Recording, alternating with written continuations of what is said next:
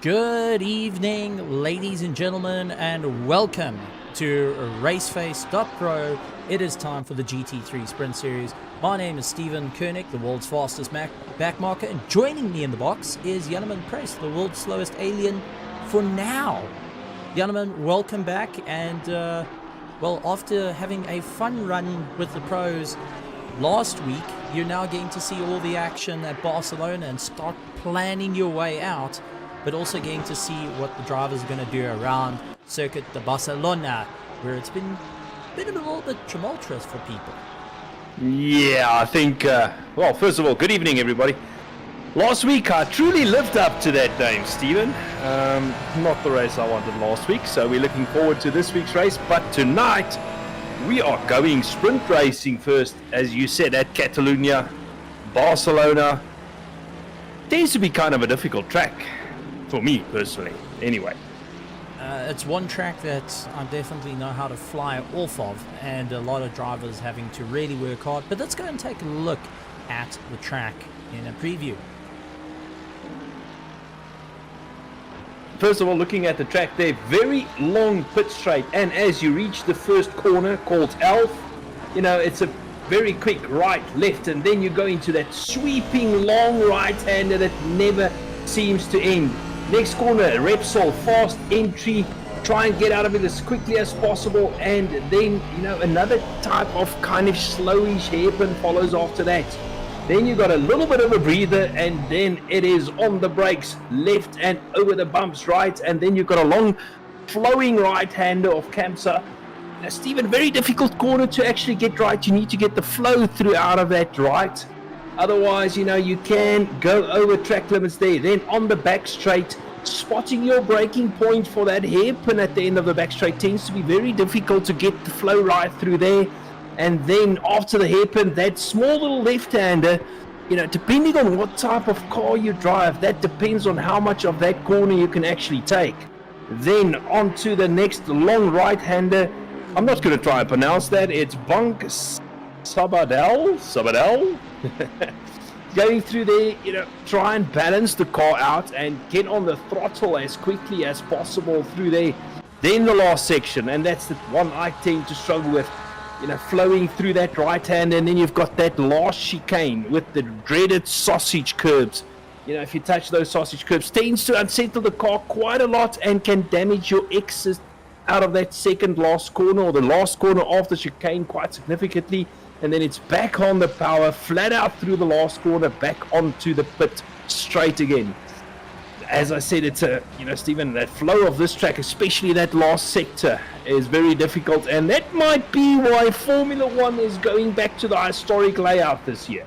Well, let's go and take a look at the guys in qualifying, where so far Jason McGregor putting up the quickest time, doing a 1:43.6, so definitely not struggling with the corner too much, along with Ryan Ottens in second place. Take a look at that, 0.1 of a second behind.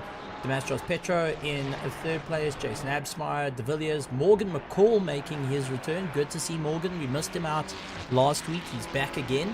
And this time out of the Merc into the prancing horse of a Ferrari. Then we got Justin Lotus, Paul Ferber, Essie Estes, Kirk Lushton, Alan Patterson, Gideon Rayner, all coming into play. And this is going to be a rather exciting race, I think. Also with the championship being quite on the ball here, the guys are going to have to figure out what's going to work just for them, especially moving into this. A big thank you to everyone tuning in, and please make sure you hit the like, hit the subscribe button, and hit the bell notification icon. Lots happening, and we want to have you guys around. Also, big shout out to our crowd, and I'm going to say this because so far, last week's videos, the two videos, have been the most viewed videos in the entire of Raceface history since 2016, 2017, which is just mind-boggling, guys. Thank you very, very much. Up to 400 odd views. We love to see it, and we're on that climb for 1,000 subscribers, so just really a big shout out to everyone there. But while we're taking a look at this, one person that we need to keep an eye on is Mr. Fenter, because as pointed out in the championship standings, he's first. So while I'm searching for Mr. Fenter, why don't you take us through the championship standings? Well, quickly having a look at the YouTube chat now that you mentioned Mr. Fenter, he is not in the server tonight because his power's been off since Sunday. He's been too fast for power. That's it. Yeah, his talent exceeded his power use. There we go. But leading the championship, Christian Fenter, he's on 50 points. Second place, Gideon Redder on 43. Then Paul Gerber had a very good race last week, 38 points. Then Brandon Kruger, he's on 35. Ryan Otten's on 32. Jason McGregor, he's on 29. Christian de Bastos, he's on 27. Kurt Glashagen, he's on 25.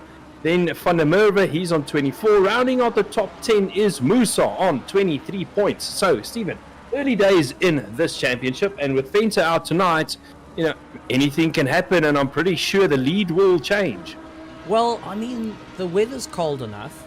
Christian Fenter is out. You say anything can happen. I did well in the championship, so I think we can expect snow coming to ACC soon. That's for certain. But it is going to be a very, very interesting race. I'm really, really looking forward to seeing how it all works. To see Morgan McCall back up.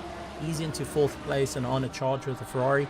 But a lot of people concerned about the Ferraris and lots of different feedbacks coming in about the different cars. I know I had a chat to one of the drivers, old Skuman, a little bit earlier, and he said to me that he's very, very concerned. Within 20 minutes, the tires start to fade out, and it's a severe amount of oversteer on the Ferrari, and he's going to be so cautious into turn 1, turn 2, and turn 3, because the back wants to step out. Now, that's not just an issue with the Ferrari. That's been an issue with a variety of cars. And I know you've been getting a few reports as well of what's been going on. Yeah, keeping an eye on a couple of chats. There are actually guys considering doing tires tonight. They say the tires are not going to last 55 minutes, which they actually, or if they actually take tires, remains to be seen. I see our local chatterbox, Mr. Kleinhans. He also says that his tires are not ready for this race. So I don't know what he means by that. Are they still in the fridge? Maybe still the freezer? The tire warmers hasn't gone on yet. So, Stephen, tires are definitely an issue, and we'll have to keep an eye on those, those stop times, how long the guys are stationary in the box for, and that will give us an indication of if they are taking tires or only doing fuel. Well, a good also indication that's going on is a lot of the guys within 1.2 of a second, 1.3 of a second, which is mind-boggling in terms of a monstrous field of 38 vehicles, which is just 38 vehicles around the circuit is busy. And for anyone that hasn't participated in a large field, go do yourself a favor, put it on AI, go in single player mode and try keep your wheels on, because it turns into a monstrous battle. And considering the level of talent that we have sitting out on the circuit at the moment, well, it's absolutely amazing. And I see also joining us in the chat is the one and only, the one and only Oculus Racing, and big shout out to Mr. Oculus and his little one. He's exposing his, well, I would say a couple of months old little baby now to the world of sim racing, and just saying this is what you have to look out for. You're not going to take daddy's triple screens. You can look at it, but you're not taking it. Yeah, you tend to get over that. Eventually you just give up and you just let them have it. Well, with 2 minutes to go, Ryan Otten's in first place, Sanjan Pillay in second, Jason McGregor in third, Grant Sebastian, Jason Abschmeyer going and running in fifth place, which is absolutely phenomenal. Then we've got Morgan McCall also out there having a bit of fun. Daniel Demetrius-Petro, followed by Daniel de Villiers, Johan Kleinans, who has been our texting buddy, and then also Quan Duplessis. Got to take my hat off to the new name, going and making waves here at Raceface. It's just absolutely mind-boggling to see how the guys have really upped their game to come and have a fight here in the Sprint Series. And the Raceface GT3 Sprint Series becoming more and more popular, especially with adding 55 minutes of racing and a mandatory pit stop where you have to put at least 1 liter of fuel in. And considering that there is a mandatory pit stop, I think a few people are going to be begging for that to work out perfectly. But at the moment, fastest lap time on circuit, 143.2, set by Ryan Otten. Sanjin Pillay doing a 143.4. And we've got Jason McGregor down in third, 143.6. Now, I'm going to oust you a little bit here and say that Janneman has snuck in, folks. He has he's put himself in disguise. He went and dressed himself. He's gone dressed, undercover. That's it. You dressed yourself up as a beautiful blonde bombshell, 23 years old, with blue eyes, and hung around. And you've been getting to grips with a couple of little things that the guys are using, especially the pros. Example for anyone that doesn't know, these guys actually run a bar on their screen that measures how much they're braking, so they can physically see whether they're braking too hard. And that's a little bit of a trick which not everyone gets to get filled into, but it makes a lot of sense. It does make a lot of sense because, you know, for a sim that is quite sensitive on how the brakes are being used, you know, it's similar to throttle application, and it gets set up in a way that it's always in your peripheral vision, and you can always see when you're hitting the right braking point and actually see how much you're braking. And another thing, you know, some of us have bad habits. We brake drag. We tend to rest our left foot on that brake pedal just to get comfy, and this actually allows you to see it, that you are actually brake dragging. So a little bit of teaching coming on, the Hybrid Academy living up to the academy side of their name, which is great to do. Yeah, so keep an eye on the socials for that, guys. But taking a look, Ryan Otten's up in first place, 143.222. Sanjin Pillay, 143.4 in second place. Jason McGregor, third place.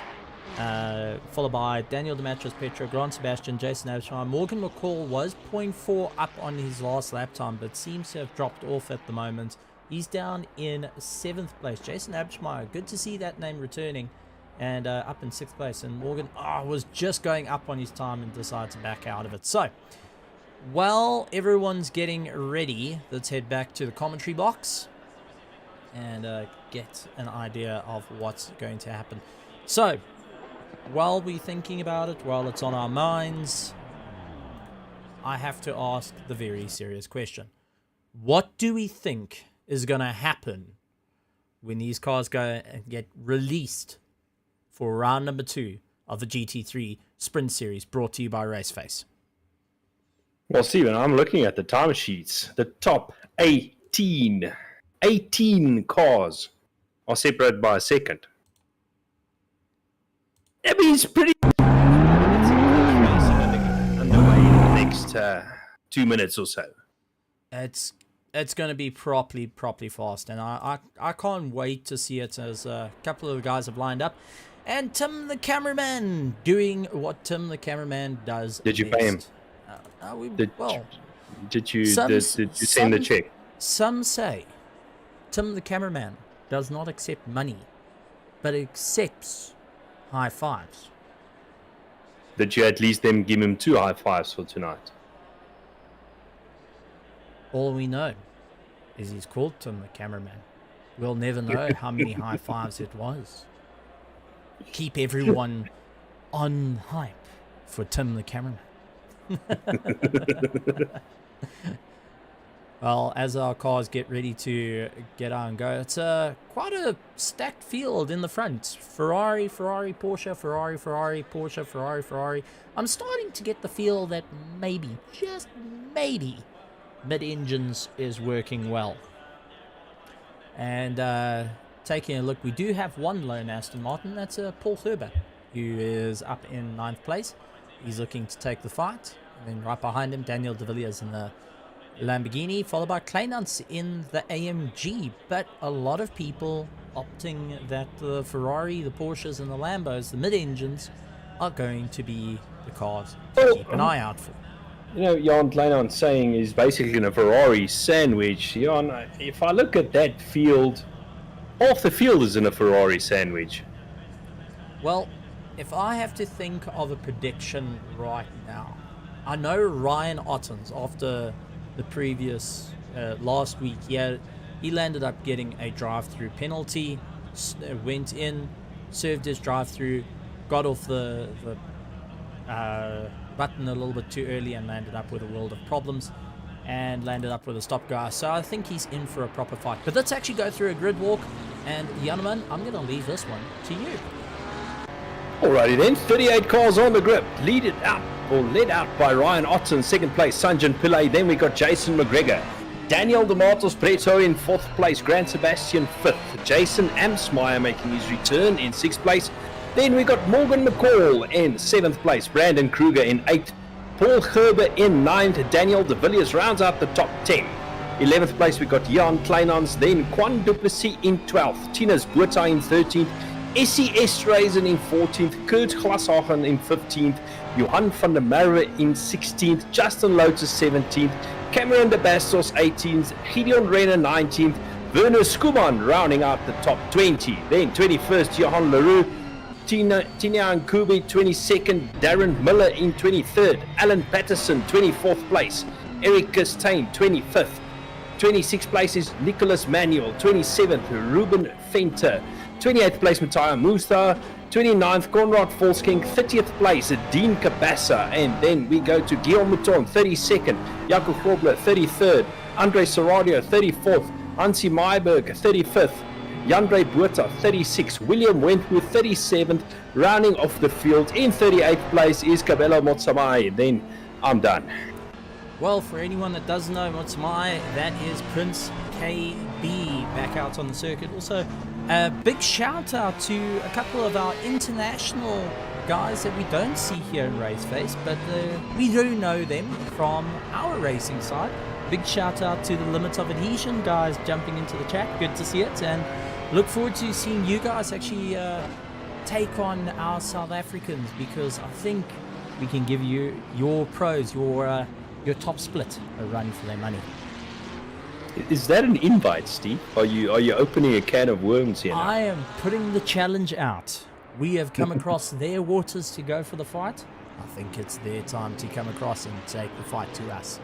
If not, why not? That's it. All right, Ryan Otten's making his way through. Sanjan Pillay, his teammate, going to be lining up second place for Hybrid Academy, 5 kVA, as they get ready to rock and roll. 70 kilometers now. They've got to break it all down, slow it way down, and get themselves ready to roll. This is where it gets a little bit worrying. This is where you start getting those shakes. You start getting a little bit nervous. You start trying to figure out what you're going to do. Is it going to be a massive crash, or is it going to be a climb? Is it going to work? What's going to happen? Well, we're about to find out, ladies and gentlemen, as they make their way through the final corner, and they're going to be heading into turn 1.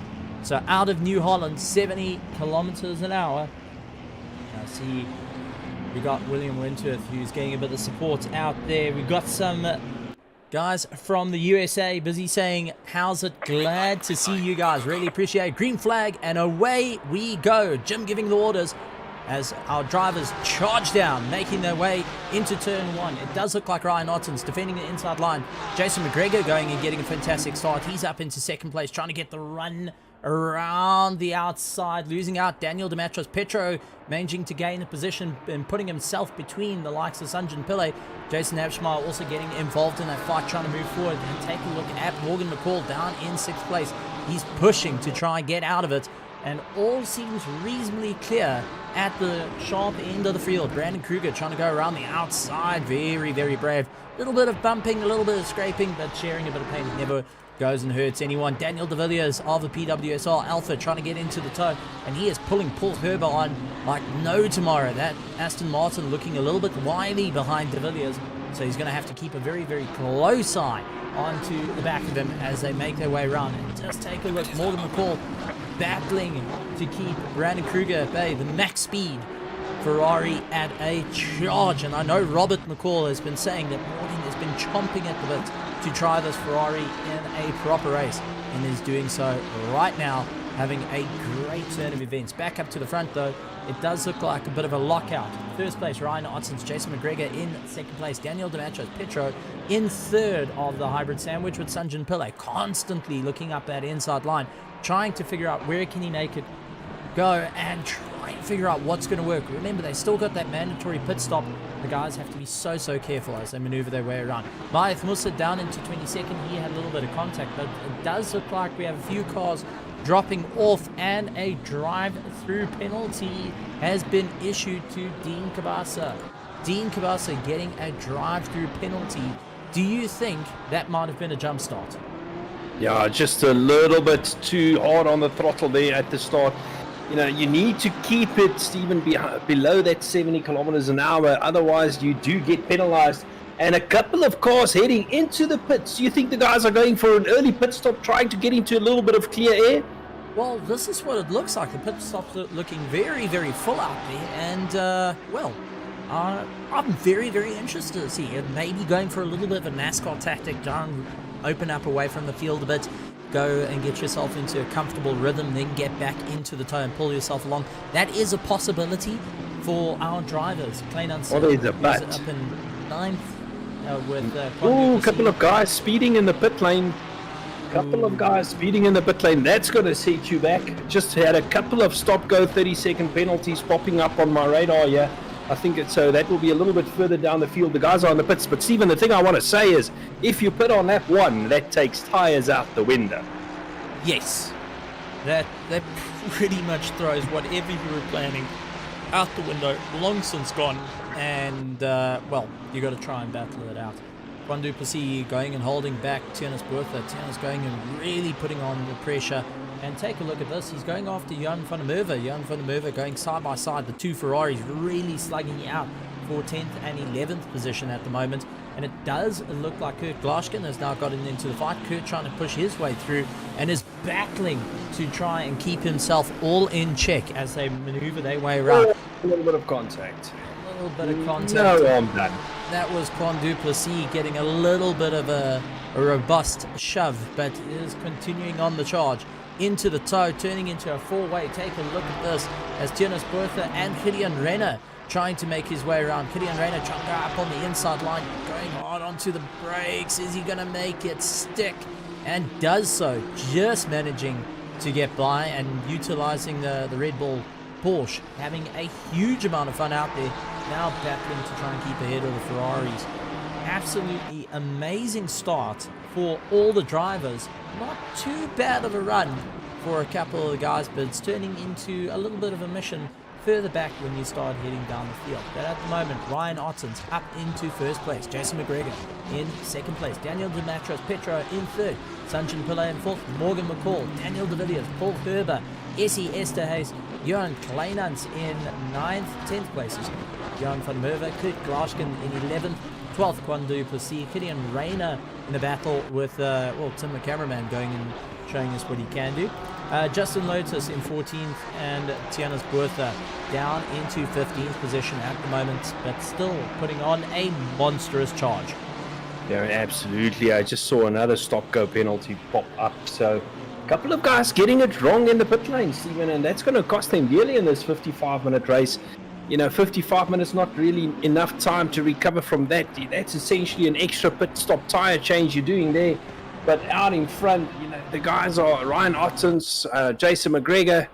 They are, you know, Ryan is starting to open up a little bit of a gap, 1.4 seconds, but behind him, you know, Damatos and Pillay, they are absolutely slugging it out. Only 0.8 of a second between those three cars. So they're looking at closing up that gap to the front of the field. And I'm sure all three of them are trying not to get or let Ryan Ottens slip away with the lead on this one.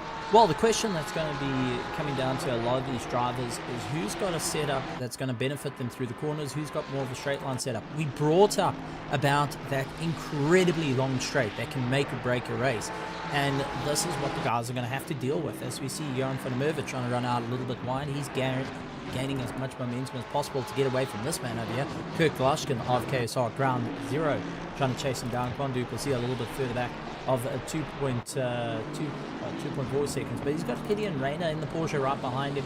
Justin Lotus, Tiernis Bertha, Tinian Kube, Mahath Musa, Alan Patterson, and Werner Schumann all getting into the fight as well, and going to make this thing rather challenging for everyone. I've got to say, Werner's colour scheme though, he sent it to me rather late and said, listen, sorry for sending it late, but I just wanted to get it out to you. Would it be okay? No problem. And I'm really glad we're getting to see it. There are lots of angular. I actually quite like delivery. Oh, I can feel my inner. Sure, I can feel my inner G-Max coming out talking about paintwork right there. I do apologize. Mahath Musa in a bit of a battle, getting ahead of Tenny and Kube. Alan Patterson playing the long waiting game, and Alan Patterson, we got to lean on it a little bit. Recently has come second in the Logistical Nightmare GT4 Championship, so he's on a bit of a momentum high at the moment to claw his way up through the field. But drive-through penalty for Quan Duplessis, and that is going to be for track limits. Putting a wheel out just a little bit too much has now gone and laid into it. And well, gentlemen, you've got a shout out from Dan Gleesack, who's put a shout out to you. So Dan saying shout out to Yellowman from the USA. Nice. So there we go. Got some international love. I feel that's still early afternoon back there in the US. I actually got some family down there, or on that side of the world.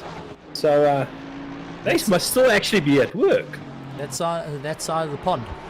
Yeah, that side of the pond. Why aren't they working? That's my question. Because this is better. Yeah, absolutely.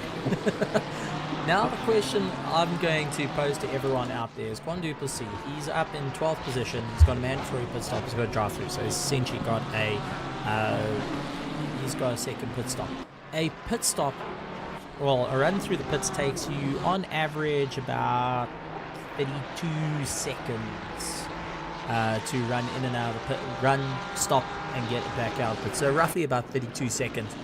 He's got to put enough spacing for 32 seconds to be able to counteract it. He can't go around for too many laps. He's got 3 laps to serve his penalty, but At is going to throw him way down the order and so, not going to be most comfortable. Basically what you're saying, he needs to put in sub 1 minute laps for the next couple of laps. Just a tad. Just catch a hurry up. Just a tad.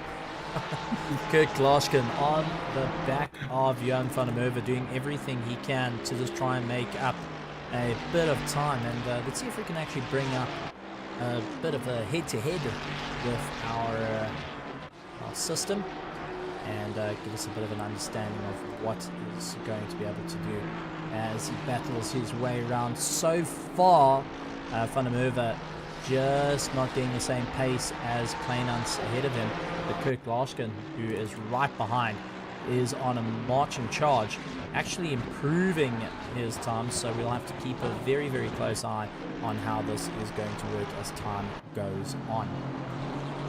And this corner they're going through now, or just went through, Stephen, interesting to see, and it's actually something you'll see throughout the race. There's actually more than one racing line through that corner, so you know, sometimes it does look like if the car behind also is going for an undertake, but actually he's just following his natural racing line, where the car in front follows a little bit of a different racing line. The one is kind of a slower entry into the corner, trying to get out of it quicker, and the other one is going into the corner a little bit quicker and flowing through the corner. And when the two cars run close together like that, and the car behind does follow the quicker entry line, it can get interesting a little bit.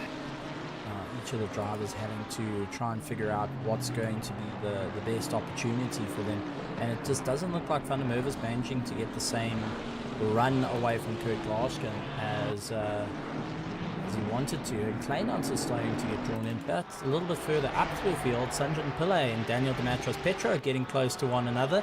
They're looking to try and take the fight to each other. Does look like Sanjan tried to leap for the inside but wasn't able to. Daniel Dematros-Petro just far enough ahead to go and keep a little bit of covering pace onto it. And this is where it becomes interesting. With the knowledge that the driver's tires are starting to give issues roughly 20 minutes into the race. Different guys having different problems, such as understeer, oversteer.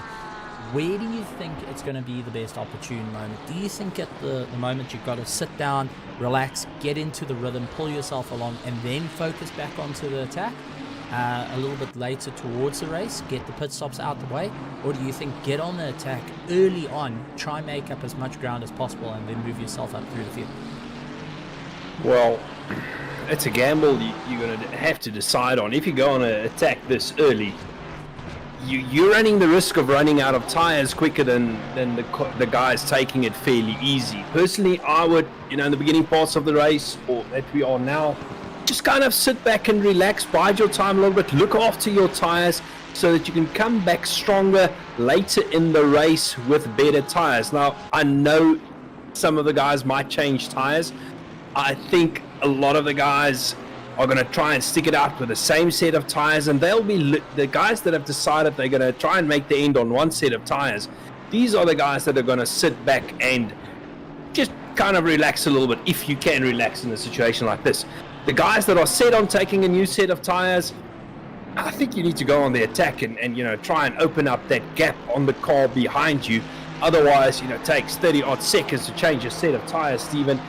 If you don't go on the attack, those 30 seconds are going to hurt you in the pits. Well, this is where it becomes a very interesting thing, and you've been fortunate enough to race against these very same drivers that are duking it out as Kurt Glushkin takes the monster dive into turn 1, misses out and loses drive out of turn 2, and Jan van der Merwe had to take a deep breath there, as suddenly seeing the likes of Glushkin go diving up onto the inside and nearly making it stick.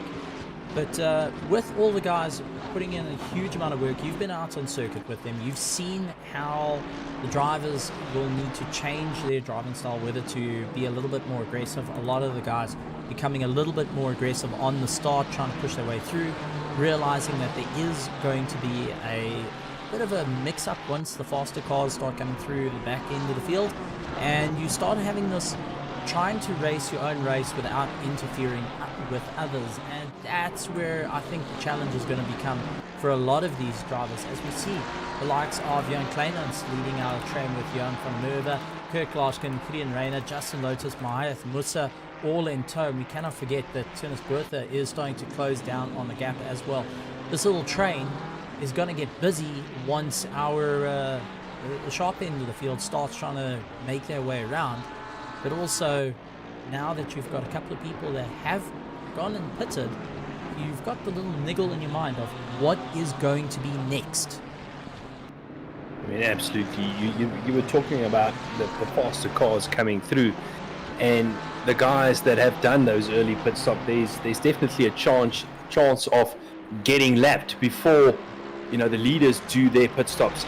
Now, we've spoken about it before. There's a certain art to lapping cars without losing time, but there's also a certain art to it of being lapped without losing any time. And it's something that you need to learn on how to do is the art of getting lapped, because it is a reality in a race where there are different strategies involved.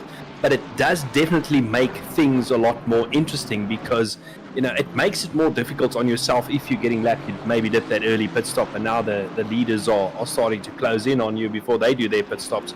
So there is, on both strategies, pitting early, pitting later, there is a little bit of risk and calculated risk, call it so, involved. Well, let's take a look. Ryan Otson started in first. He's still in first. Jason McGregor has gone up one position from where he started. Daniel Dematros Petro up one position. But if you go through the listing, Mahath Musa up 15 positions from where he started. He started in 28th. He's now sitting in 13th. Going a little bit further down, Ramona Yonka, he's in 19th. He went up 12th position. Andre Serradio up 14 positions. Cabello Mutsuma started in 38th. He's out in 17th. Looks like Dean Cabasa with a stop-go penalty as well, so landing up with that problem. William Wentworth up 13 positions. Big losses going to The likes of Jason Abschmeyer down 20 positions. Brandon Kruger down 20 positions. And I mean, this is where the worry starts coming in. And then you've got like Dean Kabasa, who's sitting with that stop-go 30-second penalty after he's done, or is now needing to do his pit stop as well. And, well, he's made up one position. Needs to get the hammer down to try and pull himself a little bit closer. Yeah, absolutely. You mentioned Jason Amsmeyer, which is down 20 positions, but he's already completed his pit stop, so he's done and dusted, as well as Brandon Kruger. So they're now running to the line where all the cars in front of them still need to complete their pit stop. If they are in clear air, if Jason is in clear air and he can put the hammer down, which at this stage it does look like he's closing in on Myberg, but if he can get the hammer down, that can actually move him up the field quite significantly. Well, Jason Abschmeyer back in what he knows, back into the Porsche. When he came back, he said, yeah, mate, he needed a little bit more practice. He's been out of the rig for a while. He's been out of sim racing for a bit. Good to see him returning to have a bit of fun and putting in the good hard work, and was part of the White Rabbit gaming team. Now having to jump back in the Porsche, claw his way through. And after Hansi Myberg, and just a shout out to Hansi Myberg, because I feel that we need to give a shout out to a couple of guys that do help us behind the scenes. Like Christian Deploy helps with overlays, which is great to see, but also Hansi Myberg, who helps out with setting up the servers. So right before his race, he's making sure everyone else can get into the race without problems. So it's a case of, you know, Contact. got turned around. Contact.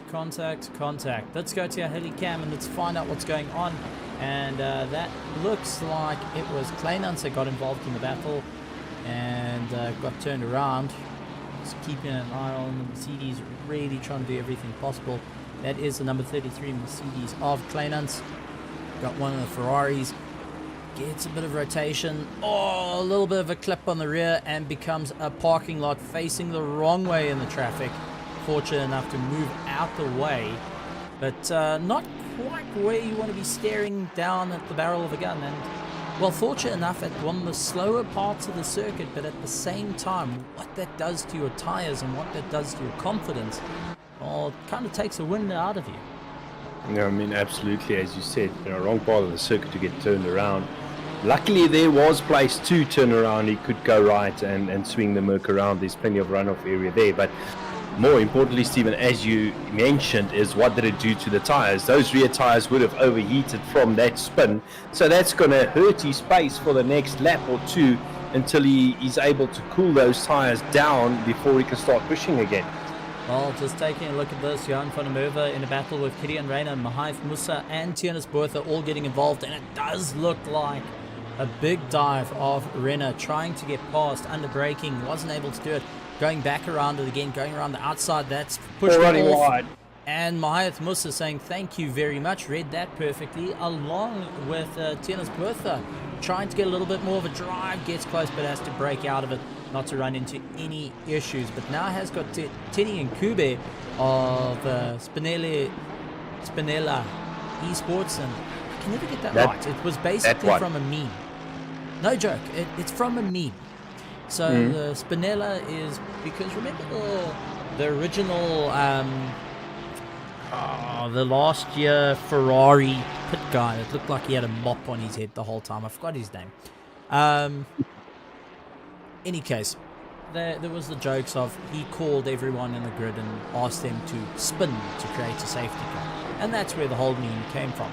A little bit further down, it does look like the drive-through penalty starting to come into effect big time for all the drivers, and we do have one going for Cabello Matsuai, who's scoring a drive-through penalty in that FTY Racing Mercedes, and unfortunately going to have to work on that drive-through penalty, considering he hasn't done his pit stop as yet. That's going to hurt him a little bit, but he has got the pace to do it, so don't count out the Prince as he charges around his kingdom. Prince KB going and showing out. It's also a big honor to have the guys from the musical industry leading on and looking to have a bit of fun. Paul Herber pulled into the pits, got himself sorted out, and he's trying to chase down Dean Kabasa. He's got Werner Skuman on the back of him as well, so let's see if he can do it. And Thank you, Gregory Matthews, saying... Benito. Yeah, Mattia Bonato. There we I go. thought that you said the guy with the mop on his head. It's not Gunter Steiner. That's when you talk about a boat. But Gregory pointing out that's the Porsche is strong around around the circuit. Yes, it is. But at the moment, it is the Ferraris that are leading the charge, with Ryan Ottens leading out, with Jason McGregor in 6th place, Daniel Dematras-Petro, Sanjin Pillay in 4th, Morgan McCall in 5th place, along with SES Days, Kirk Laskin, Jan van der Merwe, Mahath Musa, and Tianis Bertha in 10th place. So, racing all over the field, but things getting a little bit heated up as the guys having to do their pit stops and figure out where they're going to come out from. Tini Nkube right onto the back of Team Tryhard Racing, Tianis Bertha, as he gets a little bit more of a drive, trying to pull himself along. These are all very, very interesting times at the moment, but we've only 33 minutes left of this race. There's still plenty of racing to go on, still plenty of strategies that can be utilized, especially if you have your teammates racing. We cannot take that out of contention. Teammates can really make the work. They can identify when tires are starting to come off, when is going to be perfect. As we see Daniel Dematras-Petro trying to go around the outside. Ooh, heavy contact with Jason McGregor, and that's allowed Sanjin Pillay to say thank you very much. I'll take that position, and gets past. So Daniel trying to do everything he could, but unfortunately having a bit of Porsche Cup racing contact between the two, and now stuck behind the teammates. And this is just going to bode a little bit of frustration for him. But how much life are left in these tires from all the drivers pushing hard? I mean, Ryan Ottens lost his best lap time, 1:43.5, considering his qualifying lap time was a 1:43.2. Jason McGregor, 1:43.8, hoping to get a little bit more of a drive. Sanjin Pillay, Daniel Dematras-Petro also on 1:43s. Morgan McCall also on 1:43s. Guys have tapped it off though to about a 1:44, hoping that that will be just enough to keep themselves going. But the concerns have to be, when are these tires going to drop off? What's going to happen? When are you going to be able to do the pit stops? What's going to be the optimum time to do it? And this is where I'm going to have to bring you in, because you're the pro driver. Sorry, us AM drivers, we drive on one set of tires because tires are expensive. You pro guys can go and change tires. It's a bit more affordable. So, Janneman, when would you think pitting will be the best time? It's a question of, are you going to take tires? In a scenario like this, a lot of the guys, what they will try and do is go until it falls off. And they're going to try and extend the pit stop to as late as possible. Now, what I mean by that is they most probably hope the tires are going to last to the end, but they're keeping that window open so that if the tires do drop off, and if they drop off in the last 10 minutes, not much you can do about that. You can't change tires in the last 10 minutes. You'll just shoot yourself in the foot because you can't take advantage of the new tires. But I think a lot of these guys, they're giving it up until about, let's say, 20 minutes to go. And they're feeling what the tires are doing until that 20-minute mark. If the tires are still okay at the 20-minute mark, I think most of them will try and push through to the end and just do a fuel stop. If Tianis Bertha going off there doing a little bit of rally driving. So let's take a look. Let's go to Tim in the chopper. Tim, it's up to you. And Tianis Bertha trying to go in, a little bit more rotation underneath the Ferrari, managing to catch it over the sausage curb. That's not going to help it. It's going to unsteady the car. A little bit of trail braking just to try and get the car a little bit more settled, and on the power too early, rotates around. Ooh. It goes on the athletics track. That's it. Yeah. Can do the 500-meter sprint, and actually pulling into the pits after that one. I think he pretty much killed off the tires with it. But sorry to jump in there. No worries. The thing that I wanted to say, if you go beyond 20 minutes, you start losing that. I would say you start losing the advantage of having new tires, being able to thrash the tires and lap quicker. Because remember, it takes 30 odd seconds to change a set of tires, so you need to make that 30 seconds back somewhere. Are you going to be a second quicker a lap with new tires on it? That's the question you need to ask yourself. Well, Grant Sebastian in a monstrous fight, and was watching his teammates last week race. Now he's going to put his leg into the fight and fighting with Johan Kleinans at the moment. Kleinans has put down his phone, not going and sending any messages on YouTube. He's in a monstrous battle, slugging his way around. It does look like Grant Sebastian getting a little bit more of a drive. Tries to go around the outside, couldn't make it stick. Gonna keep on it though. That Mercedes put onto the outside line, that's gonna slow him up. And Grant Sebastian trying to get a little bit of a straight line, and Kleinans opting to just come around him. It does look like Grant Sebastian messing up, goes out wide, a little bit of contact between the two, and that has allowed Gideon Reina and Ramona Jonker to close down on him, and that has changed the ball game a little bit for the guys, as Grant Sebastian diving into the pits, Ramona Jonker coming past, and so is Gideon Reina, who originally wasn't part of the fight, but Kleinans getting shoved a little bit further down than he expected, very late onto the brakes and trying to go a little bit too deep into the corner.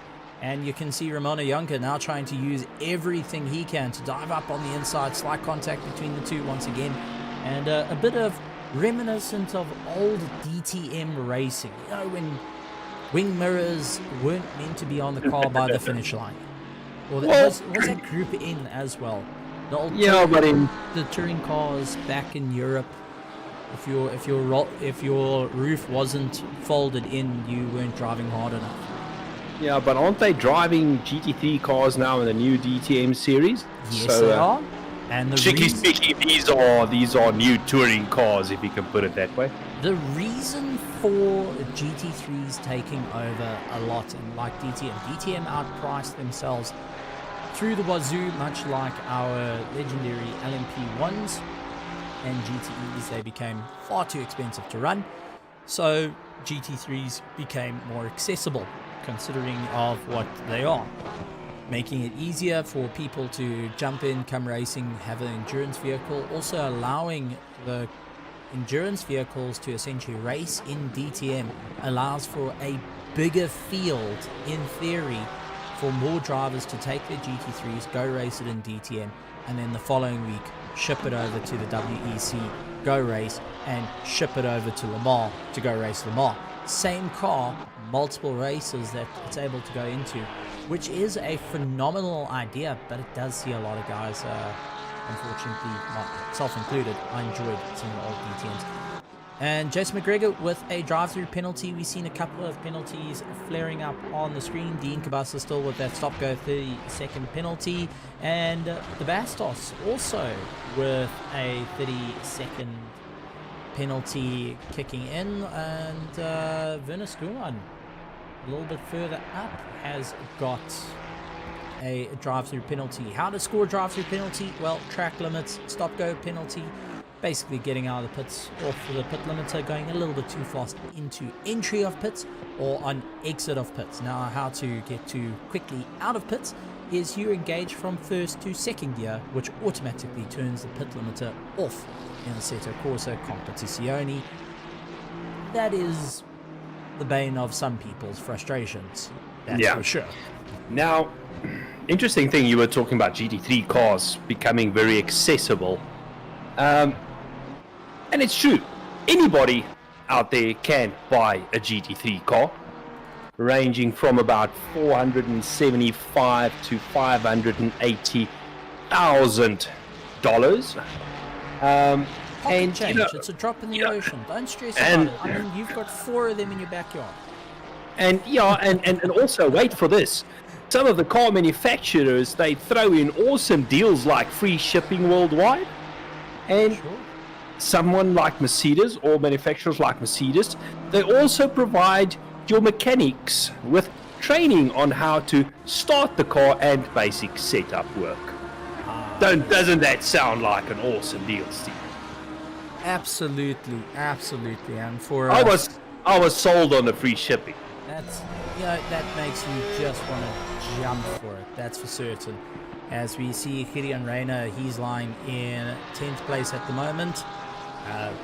Our board's a little bit confused. We jump on board with Daniel De Villiers in the Lamborghini, preparing to turn 1, keeping an eye on the pit lane. and making sure that it's all clear. Hard onto the brakes, into turn 1, trying to make his way through and keep it all in a nice steady pace. Lamborghinis coming out and being a bit of show of force, not quite as much as the Ferraris have been this this update has been more the lines of the Ferraris have been doing a phenomenal job. So, well, if I have to have a pick of a GT3 car, I'm going to really throw the cat amongst pigeons. Aston Martin. There is another GT3, but it's not allowed to be racing at the moment. The MP4-12C. Your all-time favorite GT3 car. That's it. It's just, it's like the BMW M6. The BMW M6 was also a brilliant looking vehicle. Lots of people complained that it didn't stop on a dime. It didn't slow down enough, and a lot of people actually choosing not to race it.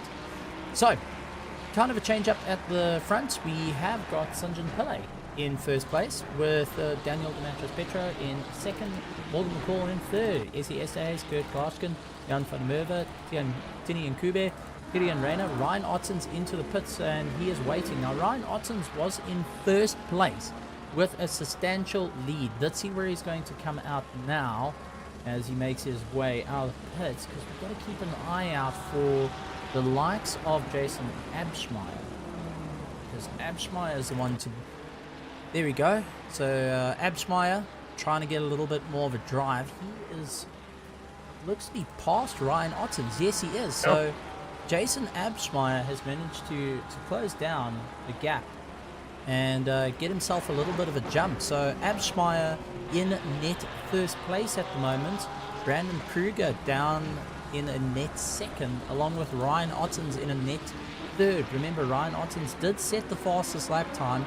He has done the pit stop. He was only...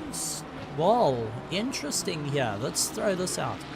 Jason Abschmeyer was stopped in the box for 5.5 seconds. That means it's a splash and dash. Brandon Kruger, 6 seconds, stopped in the box. Ryan Ottens, 31.8. So that tells me that Ferrari's got new tyres on it. It's got a fresh bit of rubber on it, and let's see if that's going to make a difference. You spoke about how much lap time you need to move forward. Well, this is where it's going to get interesting for all the drivers. And as we take a look at our head-to-head board, it seems to be working a little bit better now. I do apologize when it acted a little bit funny. It just sometimes decides to act funny. It was on special at a circus. I had to go for it. I just want to ask a question. Is Tim in charge of that as well? He was the guy that gave me the ear for the special. Okay. He said he knows a guy. He knows a guy that knows a guy that knows a guy. No, he knows a guy. The guy's name was Ben.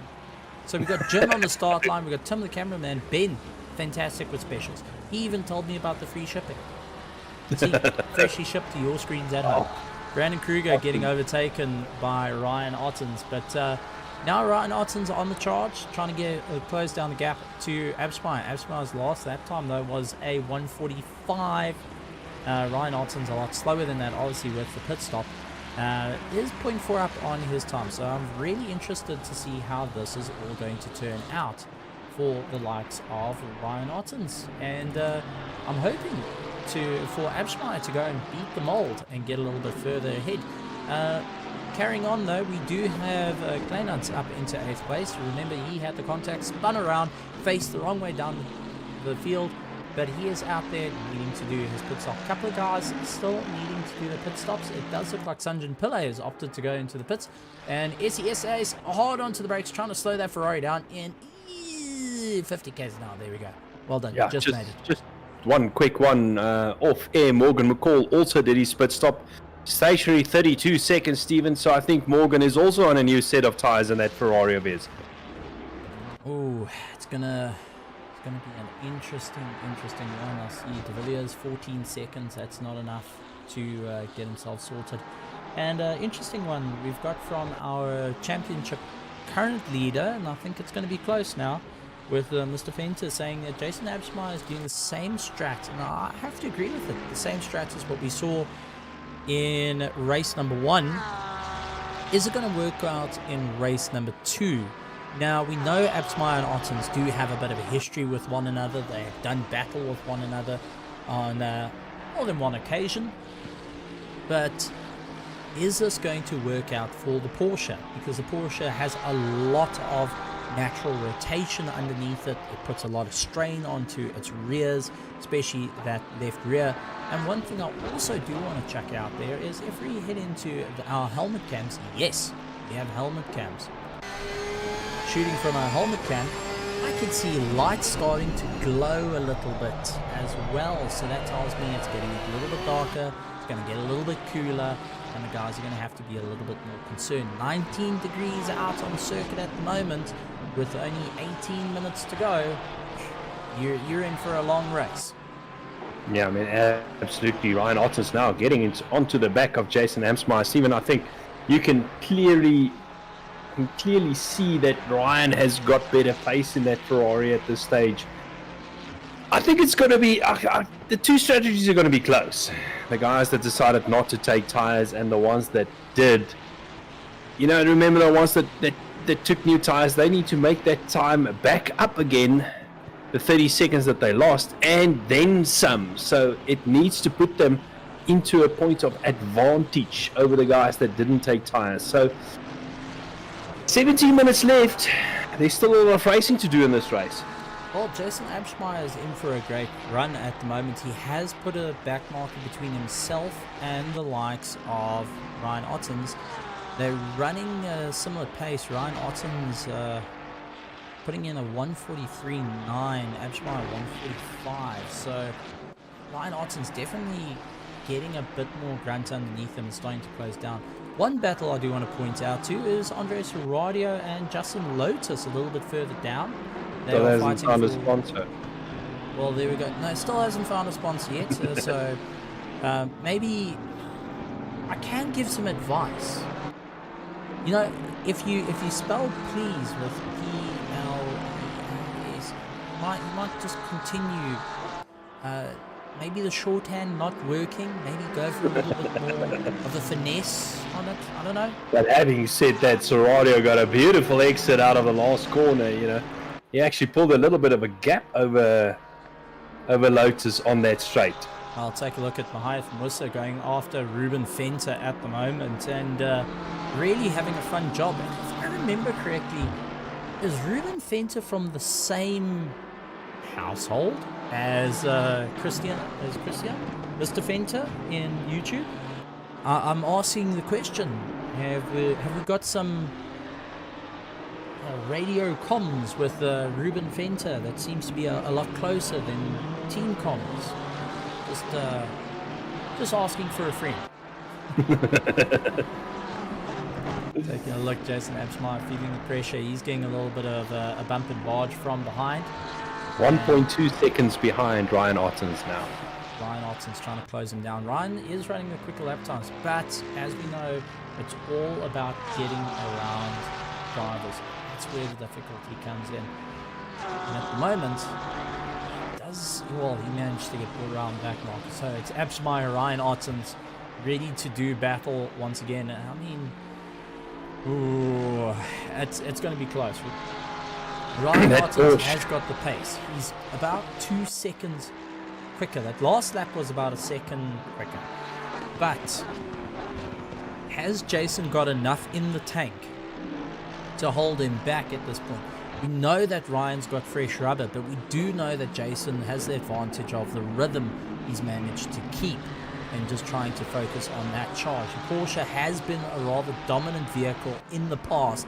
Can he bring all the spirits of the past to come back to him to make sure that Porsche comes across? Go, Herbie, go! I don't know, looking from the heli cam as they went through turn 3, that long right-hander, that Porsche looks a bit squirmy and he's struggling to get the drive, running wide, and that's going to release Ryan Ottens to overtake. Not looking to fight. Commentator's curse? There we go. Let's put it down to that. Sorry, Jason. Taking a look, Mr. Fenter saying, no, he's just a buddy from uni. Us having the same surname, how we became friends, now he races in my team. Okay, well, so that's how you second people. All right. Cool. So if your surname is Fenter, you got a good chance of racing with the Fenters. Okay, so who else can I think of that can become a Koenig? Christian can be a Koenig. You can be a Koenig. Let's change Sherritt into Koenig. Yeah, then they can race in my team. It's cool. Okay. Well, Brandon Kruger up into 9th place has got Sanjin Pillay all over the back of him. They're trying to make up a bit of ground to SES Hayes just over there. The ZRC Ferrari having a good run and having a bit of a battle. Sanjin Pillay trying to keep into the tow. This is a battle for 8th, 9th and 10th in the last 13 minutes and 20 seconds of the race. And it's still a lot on the cards for every single one of these drivers. I'm super impressed with how everyone's managing to keep up such a phenomenal pace and really battle their way through. Ryan Otten's caught up to the back of Kleinans. Kleinans has not pitted and just goes and opens up a little bit of a gap, not wanting to get into the fight, and says, rather you guys get ahead, I want to just keep my pace going. Tim the cameraman just getting a shot. That did look like a Ferrari in the weeds. So one of the ZRC Ferraris just not a happy camper and minding out of the way for these guys. And Sanjin Pillay taking a look at Brandon Kruger. Brandon Kruger trying to take a look. Oh, contact between the two. Brandon Kruger and Sanjin Pillay getting a knock. Sanjin actually waiting up. Yeah, it's well done. You know what? I always say it. I always love it. And if you make a fault, if you have a collision with a car, yes, you're going to get penalized. You know you're going to get penalized. But to relinquish the position back and to say, all right, I didn't earn it fairly. Here's the position. Let's go at it round 2 again. That is amazing sportsmanship, and you know you're going to get in trouble for it, but you've earned the respect of your fellow driver. And Absolutely. hats off to it. Really hats off to the guys doing stuff like that. I've hands down, highlight reel for me would be guys doing things like that, because it just shows why sim racing, yes, we get a little bit rowdy, to say the least. We do get a little bit uptight with one another, but now, we are able to go and put differences aside and be nice with one another once in a while. Absolutely. Now Jason Amsmeyer, he's on the back of Jan Kleinans, which still needs to do his pit stop. But at this stage, Jason is looking very good for his second position, because he's actually pulling away from SES Race, and he's gapping him at this stage, pulled out a 6-second gap. So SE not being able to come back at Jason. So even second place on the card, touch wood, as we see him making his way past Kleinans. Oh, going around the outside. That's not the easiest place on the marbles to pull off a pass like that. It's one way to make things a little bit more exciting, that's for certain. At the moment, just putting extra rubber on the Porsche's tires. That's it. At first, we've got Daniel Dematros Petro, Kurt Glashkin in second, Tini Nkube in third, along with Gideon Rayner, Ryan Ottens going and breaking his lap time down to a 143.4, so getting closer to his qualifying pace. Jason Absmeyer in 6th place, getting chased down by Kleinans in Mercedes. SESAs in 8th, 9th place, Brandon Kruger along with Sanjin Pillay in 10th place, Morgan McCall in 11th, Paul Herber in 12th, Johan van der Merwe in 13th, followed by Mahath Musa, Jason McGregor, Ruben Fenter, Andres Serradio, Jean-Ray Buertha, Tiernis Buertha, Werner Skuhlmann, all having a good dog battle with one another. And well, that is down into 20th. 21st, we have Kian Mouton, Justin Lotus, Alan Patterson, Nicholas Manuel, Ramona Yonka, Dean Cabasa, William Wentworth in 27th position, Grant Sebastian, Hansi Marburg, Darren Miller, Eric Kirstein, Quan Duplessis, Jaco Frobler, Cameron de Bastos, and Daniel the Hitman de Villiers down in 35th. Yes, you have not run away from that title, Daniel. There you are, Daniel. We know you. We know your ulterior motive. Locked, loaded, single round in the chamber. Wait for the target. But taking a look, a couple of guys, we got Dean Cabasso, who's still got that 30-second penalty that he's going to be racing. So at the moment, he wants to try and put 30 seconds away from the likes of William Wentworth, Daniel Demetrius Petro, who's actually gotten into the pits. So Daniel is in the pits, dropping his time way down the water. And that gives Kurt Glushkin from KSR Ground Zero a chance to be in a little bit of a limelight, hitting and making his way around. Absolutely phenomenal stuff. Our timing tower a little bit slow. Also got that on special from Ben. So does that mean you're not going to do business with Ben again? He's got some good specials.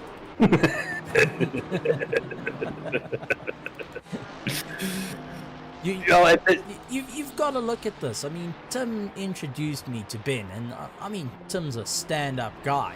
I mean, that's what he does. He stands up. So, I mean, why not?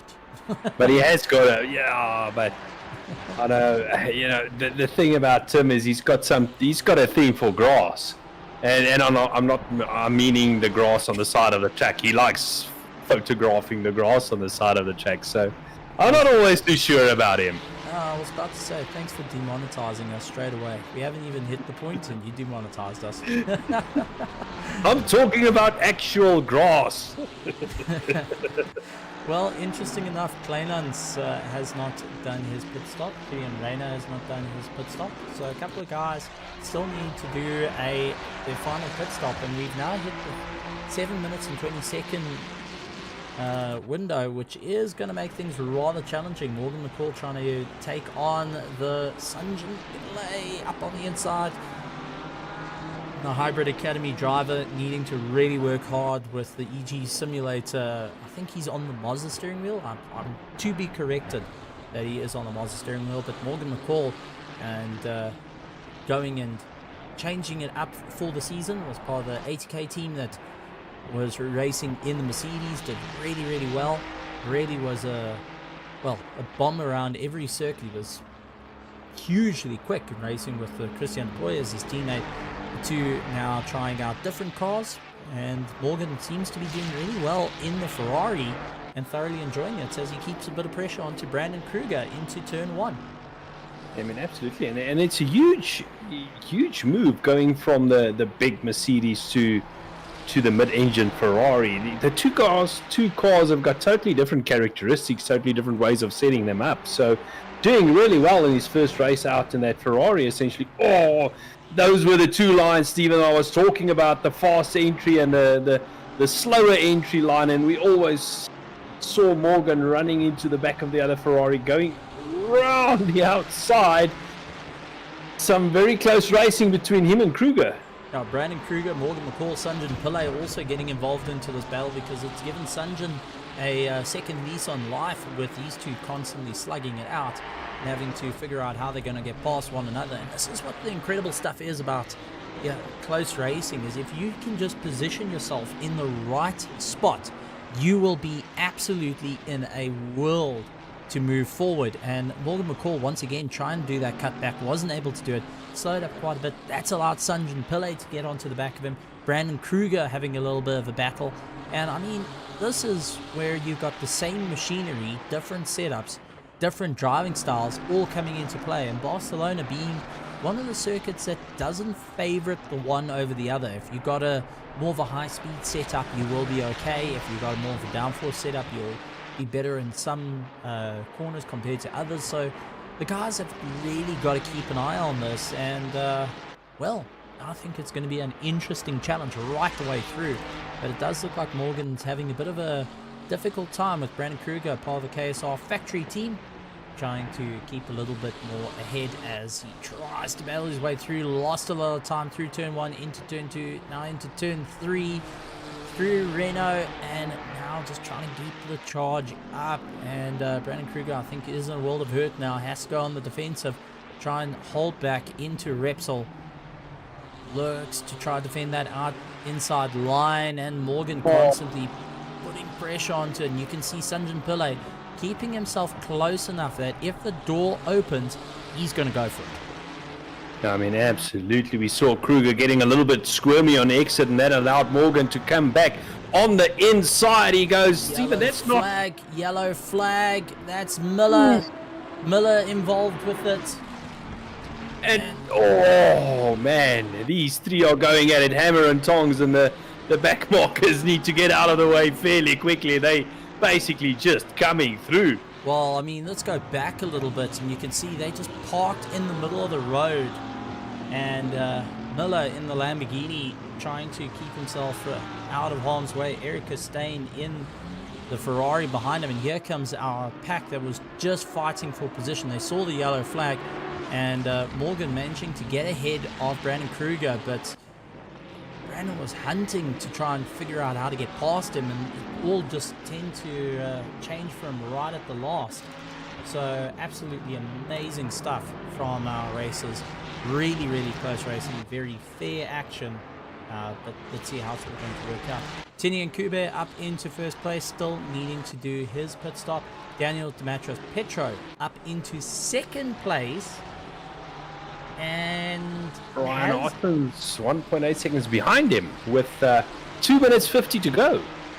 Oh, okay. Well, if this is anything like we saw with the likes of Fenta in race number 1, like we've seen with Daniel Demetrios-Petro and Ryan Ottens in race number 1, these two are going to be one to keep an eye out for, because if you want to see getting shoulders out, well, we're about to see a whole lot of it. And a little bit further back, Brandon Kruger and Sanjin Pillay still going at each other. Well, it looks like Morgan McCall starting to open up the gap. But Tini and Kube, who needs to still do his pit stop, well, I'm sure is watching his mirrors very closely. But Daniel Demetrios-Petro has only fueled. He was stopped in the box for 8.3 seconds. Ryan Ottens is on fresh rubber. And they're running similar paced lap times. I mean, similar. So there goes Tini and Kube, and this releases it for first place. Daniel Demetrios-Petro, Ryan Ottens. Let's see how it's going to work out as the two Ferraris look to slug it out for first place and maximizing their points here at Barcelona. They've got 2 laps to go. They crossed the line. The next time they're going to cross the line, there's still going to be time left on the clock. And I think Daniel he's begging for the time to run out, but I think he's going to have 2 laps to go. And by the end of this lap, Ryan Ottens is going to be right behind him, fighting him for that position. Well, I mean, let's just take a look. Daniel Demetrios-Petro was up on his Sector 1. Sector 2 was a little bit slower. Ryan Ottens is up on him through Sector 2, trying to get a little bit more of a drive as they get the power down early on into the race. And it's going to be close between these drivers. I think it's going to be a proper slugfest between them. Daniel trying to get up on his lap time. Ryan Ottens trying to close down on him as quick as possible, knowing that the race is on its last legs. This is where you want to try and battle it out. Sharing 1 and 2 at the moment. Both doing better in Sector 2. Daniel getting a much better Sector 2 than he last did, but has got Ryan Ottens all over him. So this is going to turn into a bit of a slugfest as they battle their way around.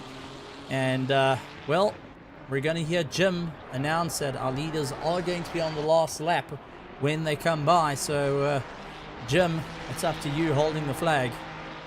You're going to either make someone's day or you're going to make it worse.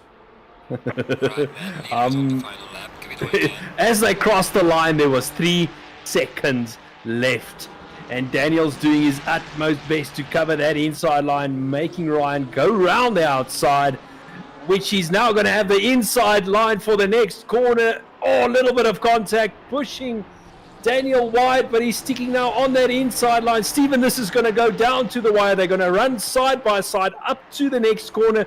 Who's going to be latest on the brakes? I see Ryan putting a little bit of the gap, but Daniel comes back at him. Not a little bit of contact. They are going to go side by side for the rest of the lap. It is turning into a monstrous battle, still side by side, and one back marker ahead of them. They change the game as well as they start closing down. Ryan Ottens managing to get ahead. Daniel not giving up the fight just yet. pulling into the toe, trying to pull himself along, really trying to get into this battle, leaning in a little bit harder, hoping that maybe, just maybe, he can box in his competition. Ryan Otten's trying to figure out how can he start pulling the gap. He is only 0.4 of a second between himself and Daniel Demetrius-Petro. Only a couple of corners to go, hard onto the brakes, and it's trying to line himself up. Here we go, into the back markers now to the slowest part of the circuit. Ryan Otten's trying to clamp down for the inside line. Does look like Daniel runs in a little bit too deep, losing a bit of time. He's now 0.8, and there we go. Ryan Otten's coming past. Daniel still trying to put up the fight. Daniel doing everything he can. Ryan doing as much battling as he can. Daniel over the curbs, loses it right at the last. So Ryan Otten's, after a hard-fought battle, will be taking the line. First place with Daniel Demetrius-Petro in second place. My heavens, but one to shout out for. Welcome back to the podium position. Jason Absmeyer in third place after a crazy race 1. He's back for race 2. SESAS will be taking across the line with Morgan McCall chasing down in 5th place. 6th place, Brandon Kruger, followed by Sanjin Pillay, Kurt Glaskin, and then we've got Tinian Kube, who, well, to run it right to the wire, 9th place into the top 10. Not a bad effort at all. And finishing in 10th place, Paul Herber, followed by Gideon Reyna. Jan van der Merwe will be taking 12th. Kurt Glaskin's actually got a 60-second penalty as well, so that's going to drop him a little bit further down, so these are provisional.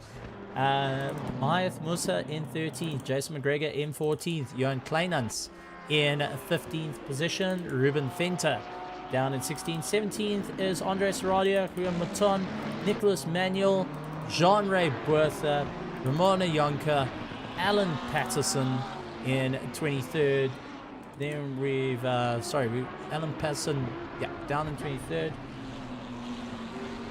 But it's all changing as an update. It does look like a bit of a race down to the wire. It's Tennis Bertha and Dean Kabasa getting a little bit of a slide right at the last. Dean trying to move up the position, not able to do it. Remember, he's got that stop-go 30-second penalty added onto him, which gets into 60 seconds because he didn't serve it during the race.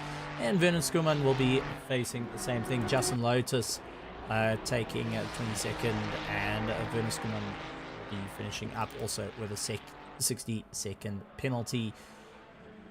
My word, ladies and gentlemen, boys and girls. First place, Ryan Otten's, Daniel Demetrius-Petro, Jason Absmeyer, and what an absolute race down to the wire. Yeah, we didn't think it was going to be that close at the end. We pretty much thought Ryan Otten's had it covered, and then Daniel came out of nowhere, and he was leading the race after the pit stops, and Ryan had to chase him down. And on the last lap, side by side, basically through the first 3 to 4 corners, eventually Ryan made the pass and got the race win. That's absolutely amazing, and wow, mind-blowing.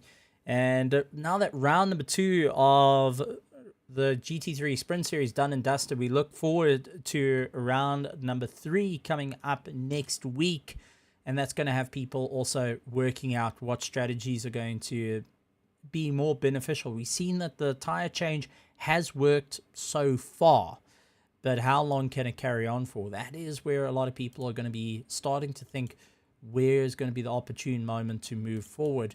But tomorrow night we do have the Grid Championship, and that's also going to spice things up. A lot of these drivers you will see racing tomorrow evening in the Metal State Grid Championship with that prize pool of 10,000 Rand.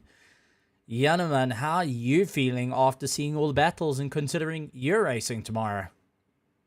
I want to say I'm a bit more confident looking at the lap times because I'm not. But it's going to be an interesting one. The data that I got from tonight is that, tires can last 55 minutes. Not that I want them to last 55 minutes. I'm not going to give away my strategy for tomorrow evening, but your strategy works on load shedding, guys. There's the secret. Yeah, we're thinking about putting a sticker on the back of the BMW that says powered by load shedding. I'm not going to say what sticker I put on the back of the BMW today. No. No, it's absolutely was a phenomenal one, and I've got to say a massive shout out to all the drivers and teams that made it possible. It really was I've got to say it was a amazing result, and to see the guys really put in the huge amount of effort is just phenomenal. And I can't wait to see what the guys are going to do coming into the next race of the Raceface GT3 Sprint Series. But gentlemen, if you had to round it up for this evening, what would be your thoughts? Well, I think firstly, awesome race. I think Daniel de Matos-Preto drove brilliantly. He literally came out of nowhere to lead the race after the pit stops. I think it's a brilliant drive, brilliant strategy from him. Then, well done to Ryan Ottens. I mean, he judged it. You can actually say he judged it to perfection to do the pass for the leads on the final lap. I think it was a lot closer than what he had hoped for. I don't think even he realized Daniel to be in front of him after the pit stops, after he pretty much, led most of the race prior to him stopping. So, Stephen, awesome race. Looking forward to tomorrow evening, swapping my mic for a steering wheel. I hope it goes better than last week. Last week was a horrible race, but yeah, that's basically it.